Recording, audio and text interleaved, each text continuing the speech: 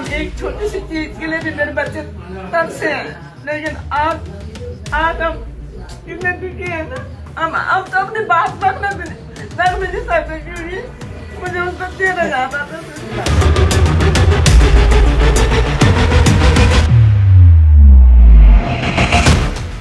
जरा ठहरिए और उस खामोशी को महसूस कीजिए जो पहाड़ों में किसी चीख के बाद छा जाती है। एक छोटा सा पहाड़ी इलाका, बाहर से चमकता हुआ एक रिसोर्ट और भीतर डर से भरी एक 19 साल की लड़की, और फिर एक ऐसा सच जिसे दबाने के लिए पूरा सिस्टम जैसे एक साथ आकर खड़ा हो गया हो। यह सिर्फ एक हत्या की कहानी नहीं है, ये एक बेटी के सवालों की कहानी है जो उसने मरने से पहले 1000 बार पूछे होंगे। ये उस डर की कहानी है जो वीआईपी शब्द सुनते ही कानून की रफ्तार को थाम लेता है। सवाल ये नहीं है कि अंकिता भंडारी को क्यों मारा गया, असल सवाल ये है कि उससे क्या करवाने की कोशिश की जा रही थी। सवाल ये है कि क्या पहाड़ों में उस रात में सिर्फ एक लड़की डूबी थी, या उसके साथ इंसाफ भी नदी में बहा दिया गया। जब नाम बड़े हों, रसूख हो, ताकतवर हो और चुप्पी सियासत की जरूरत बन जाए, तो क्या सच कभी सामने आता है, या फिर हर बार की तरह फाइलें चलती हैं, बयान बदलते हैं और इंसाफ एक बार फिर इंतजार करता हुआ मर जाता है। आज अंकिता भंडारी हत्याकांड सिर्फ एक केस नहीं, ये सिस्टम, सत्ता और समाज तीनों की परीक्षा है। और यही वजह है कि यह मामला एक बार फिर से सियासत के केंद्र में है, क्योंकि यह सवाल अब भी जिंदा है कि अंकिता को इंसाफ मिलेगा या वीआईपी संस्कृति एक बार फिर से जीत जाएगी। यह मामला नया नहीं है, लेकिन हर बार जब यह मामला सामने आता है तो अपने साथ कई पुराने जख्म, अधूरे सवाल और अधूरे जांच की यादें भी ले आता है। अंकिता भंडारी का नाम आज एक सिर्फ पीड़िता का नाम नहीं है, ये उस भरोसे की कसौटी बन चुका है जो आम आदमी कानून और सरकार से करता है। यही वजह है कि करीब 3 साल बाद भी ये केस ठंडा नहीं पड़ा, एक बार फिर से राजनीतिक तापमान बढ़ा रहा है। नमस्कार, मैं हूं प्रियंका मिश्रा और आप देख रहे हैं द एयर नाउ शो।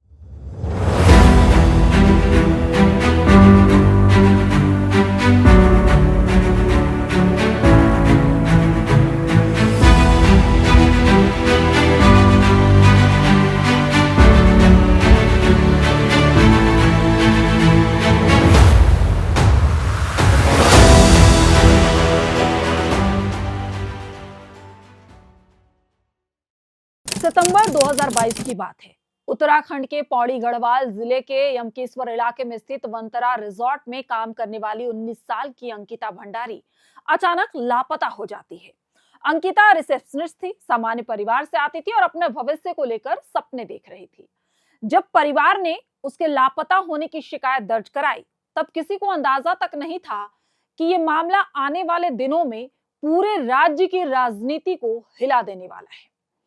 ये तब तक सस्पेंस था। करीब एक हफ्ते बाद 24 सितंबर 2022 को अंकिता का शव चीला नहर से बरामद किया जाता है। पोस्टमार्टम रिपोर्ट से यह साफ होता है कि उसकी हत्या की गई थी। पुलिस जांच में सामने आता है कि वंतरा रिजॉर्ट के मालिक पुलकित आर्य, उसके कर्मचारी अंकित गुप्ता और सौरभ भास्कर ने मिलकर अंकिता को नहर में धक्का दे दिया था। जांच के दौरान यह भी आरोप सामने आता है कि अंकिता पर किसी वीआईपी मेहमान को विशेष सेवाएं देने का दबाव बनाया जा रहा था, जिसका उसने विरोध किया था और यह विरोध उस पर भारी पड़ा। यहीं से मामला साधारण हत्या से कहीं आगे निकल गया। सवाल उठता है कि वो वीआईपी आखिर था कौन, जिसके नाम पर एक लड़की की जान चली गई। पुलकित आर्य, जो उस समय भाजपा नेता विनोद आर्य का बेटा था, उसकी गिरफ्तारी होती है। विनोद आर्य को पार्टी से निष्कासित कर दिया जाता है। सरकार एसआईटी का गठन करती है। गुस्साई भीड़ सड़कों पर उतर आती है। रिजॉर्ट पर बुलडोजर चलाया जाता है। पूरा उत्तराखंड उबलने लगता है। लेकिन सवाल अब भी था कि वो वीआईपी है कौन। लेकिन इसके बावजूद सबसे बड़ा सवाल जस का तस रह जाता है। सरकार और जांच एजेंसियां कहती हैं कि वीआईपी एंगल में कोई दम नहीं है, जबकि अंकिता का परिवार बार-बार, जबकि विपक्षी दल और सामाजिक संगठनों का कहना है कि जांच अधूरी है और सच को दबाया जा रहा है। यही वो मोड़ है जहां से राजनीति खुलकर इस केस में एंट्री करती है, जबकि कई सवाल खड़े कर देते हैं। सबका कहना होता है कि वीआईपी को दबाने के लिए इस केस को टर्न आउट किया जा रहा है। फिर अचानक इस केस में नाम उभरता है उर्मिला सनावर। उर्मिला खुद को पूर्व भाजपा विधायक सुरेश राठौर की कथित पत्नी बताती हैं और दावा करती हैं कि उनके पास अंकिता भंडारी केस से जुड़े ऐसे ऑडियो सबूत हैं जो वीआईपी एंगल को उजागर कर सकते हैं। 29 दिसंबर को उर्मिला फेसबुक लाइव पर आती हैं, कहती हैं कि उनके पास अहम सबूत हैं, बड़े लोगों के नाम हैं और सच सामने आना चाहिए। इसके बाद अचानक उर्मिला गायब हो जाती हैं। फोन स्विच ऑफ, घर पर पुलिस नोटिस चस्पा, सहारनपुर वाले पते पर कोई संपर्क नहीं होता। पुलिस भी तलाश में लग जाती है, लेकिन उर्मिला का कोई पता नहीं चलता है। करीब 2 हफ्ते बाद उर्मिला अचानक सोशल मीडिया पर फिर से सक्रिय होती हैं और कहती हैं कि वो उत्तराखंड लौटकर जांच में पूरा सहयोग करेंगी। इसके बाद बुधवार को देहरादून में अज्ञात स्थान पर एसआईटी की टीम उर्मिला से लंबी पूछताछ करती है। करीब 5 से 6 घंटे तक सवाल जवाब होते हैं। उर्मिला के बयान रिकॉर्ड किए जाते हैं। पूरी पूछताछ की वीडियोग्राफी कराई जाती है। उर्मिला के फोन से 48 कॉल रिकॉर्डिंग ली जाती है, जिन्हें अब फॉरेंसिक जांच के लिए भेज दिया गया है। सूत्रों की माने तो देहरादून में दर्ज 3 अलग-अलग मामलों को लेकर उनसे सवाल पूछे गए।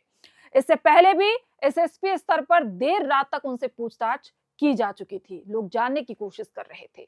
पूछताछ के बाद खुद उर्मिला मीडिया के सामने आती हैं और बताती हैं कि उनसे अंकिता भंडारी केस से जुड़े हर पहलू पर सवाल किए गए।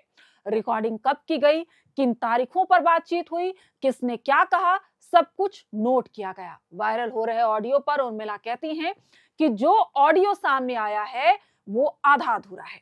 उनका दावा है कि ये बातचीत 15 जून के बाद की है और ये सुरेश राठौर के साथ हुई थी।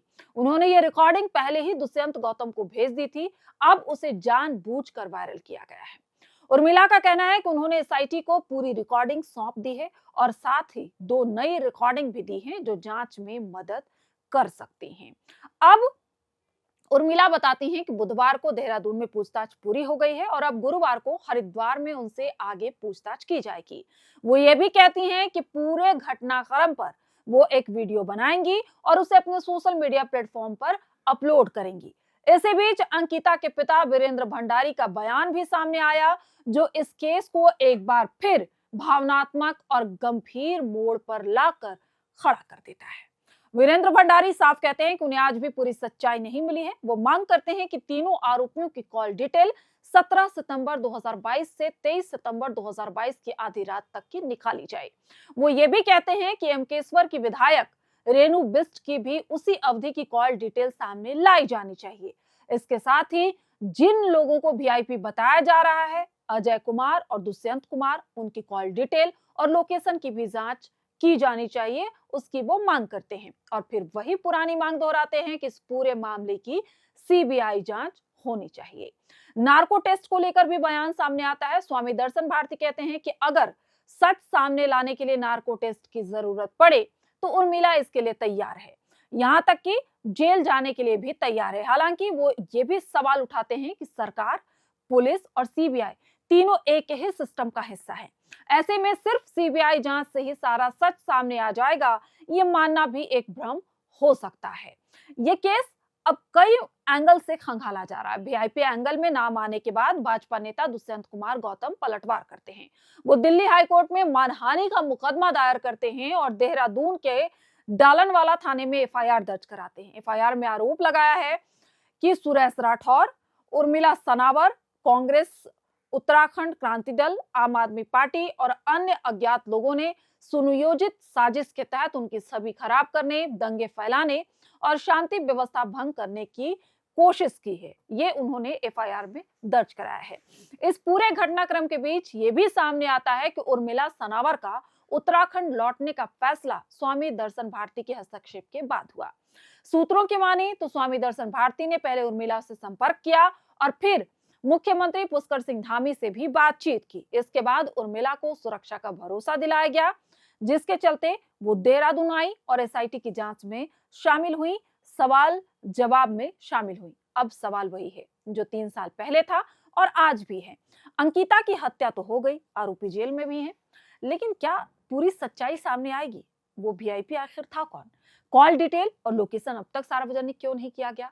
क्या नए ऑडियो सच को उजागर करेंगे या ये भी सियासत और कानूनी दांव पेंच में उलझकर रह जाएंगे? ये कहानी सिर्फ एक लड़की की हत्या की नहीं है, ये कहानी उस सिस्टम की है जहां इंसाफ तक पहुंचने का रास्ता इतना लंबा और धुंधला है कि 3 साल बाद भी एक पिता को कैमरे के सामने आकर कहना पड़ता है कि हमें अब भी इंसाफ नहीं मिला।